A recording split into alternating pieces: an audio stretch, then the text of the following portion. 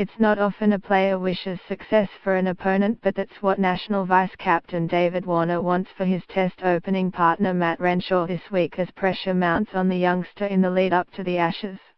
Widely considered a lock in the Australian 11 before the summer, Renshaw has found the going tough at state level this season, raising doubts over his form just days before selectors name their squad for the first Test.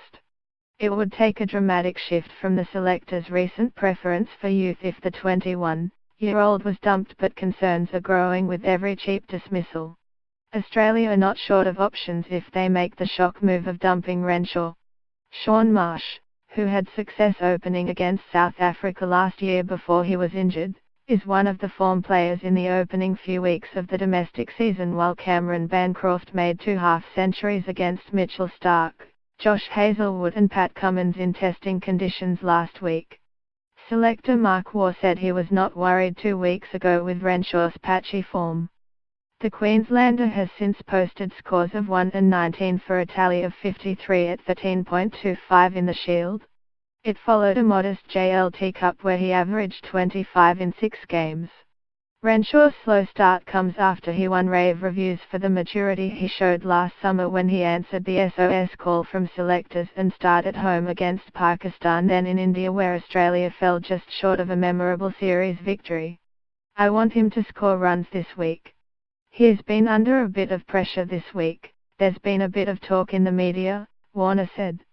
You have to keep putting the numbers on the board. As a youngster I would be steering clear of newspapers this week.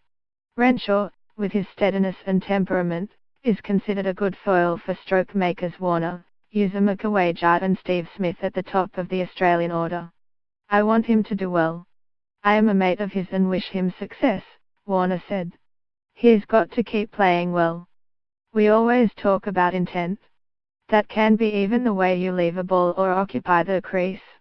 When I see that at the other end, it brings a spark to my eye because you know your partner is on as well.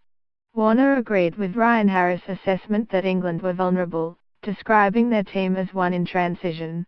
They probably have it nailed a couple of spots down, Warner said. They've picked a team they think can beat us on home soil, so we have to respect them. The Australian team is also not settled with the no-6 and wicket-keeping positions yet to be finalised. Peter Eville is all but assured a return to the baggy green to replace the out-of-form Matthew Wade, who needs a massive score against former state Victoria to strengthen his claims. Eville had been criticised for being quiet behind the stumps, but Warner says that part of his game has improved. The race for the last batting berth remains wide open with no batsman mounting a compelling case to be included. Hilton Cartwright and Glenn Maxwell have the advantage of incumbency, while Marsh and all-rounder Marcus Stoinis are also firmly in the hunt. Stoinis returns to the Western Australia side this week after missing last round due to personal reasons.